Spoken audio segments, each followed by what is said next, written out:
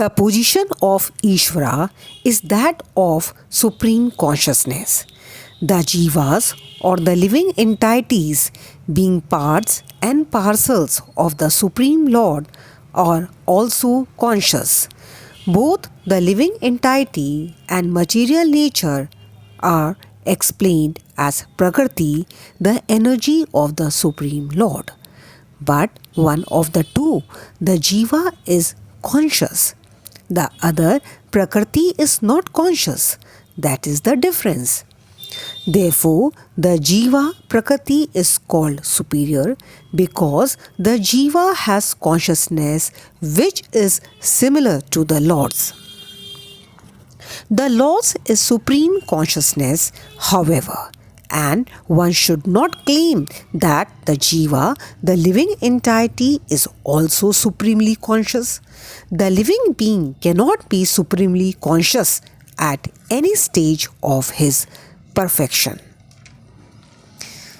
The Lord is Kshetrajan conscious, as is the living being. But the living being is conscious of his particular body, whereas the Lord is conscious of all bodies because he lives in the heart of every living being. He is conscious of the psychic movements of the particular jivas. It is also explained that the Paramatma, the Supreme Personality of Godhead, is living in everyone's heart as Ishvara, as the controller, and that he is giving directions for the living entity to act as he desires. The living entity forgets what to do. First of all, he makes a determination to act in a certain way, and then he is entangled in the acts and reactions of his own karma. After giving up one type of body, he enters another type of body as we put on and take off old clothes.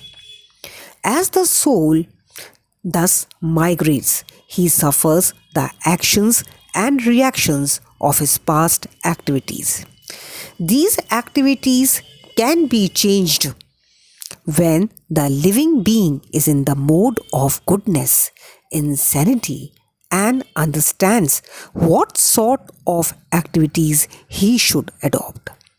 If he does so, then all the actions and reactions of his past activities can be changed. Consequently, karma is not eternal. Therefore, we stated that of the 5 items, Ishvara, Jiva, Prakriti, time, and karma, 4 are eternal, whereas karma is not eternal. The Supreme Conscious Ishvara is similar to the living entity in this way. Both the consciousness of the Lord and that of the living entity are transcendental. It is not that consciousness is generated by the association of matter. That is a mistaken idea. The theory that consciousness develops under certain circumstances of material combination is not accepted in the Bhagavad Gita. Consciousness may be pervadedly reflected by the covering of material circumstances, just as light reflected through colored glass may appear to be a certain color, but the consciousness of the Lord is not materially affected. Lord Krishna says, when he descends into the material universe, his consciousness is not materially affected. If he were so affected, he would be unfit to speak on transcendental matters as he does in the Bhagavad Gita. One cannot say anything about the transcendental world without being free from materially contaminated consciousness. So, the Lord is not materially contaminated. Our consciousness at the present moment, however, is materially contaminated. The Bhagavad Gita teaches that we have to purify this materially contaminated consciousness.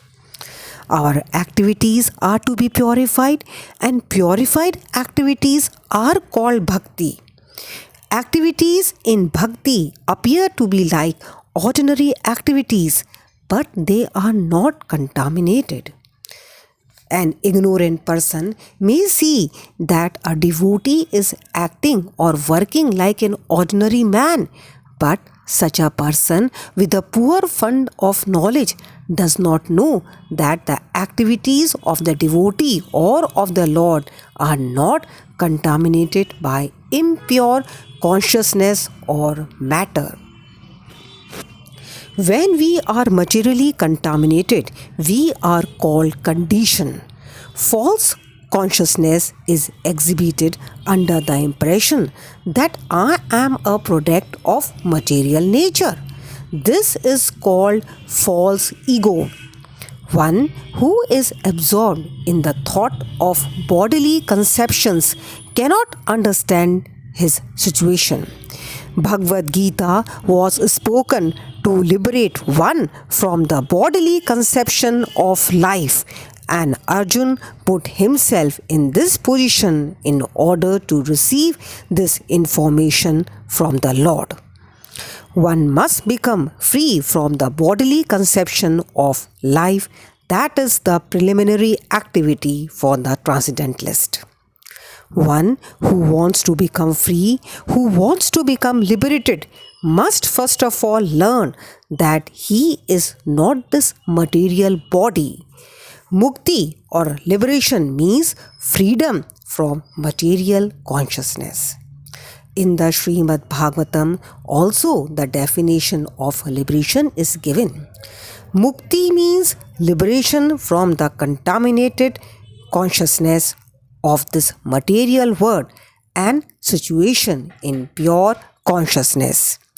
All the instructions of Bhagavad Gita are intended to awaken this pure consciousness, and therefore we find at the last stage of the Gita's instructions that Krishna is asking Arjun whether he is now in purified consciousness. Purified consciousness means acting in accordance with the instructions of the Lord. This is the whole sum and substance of purified consciousness.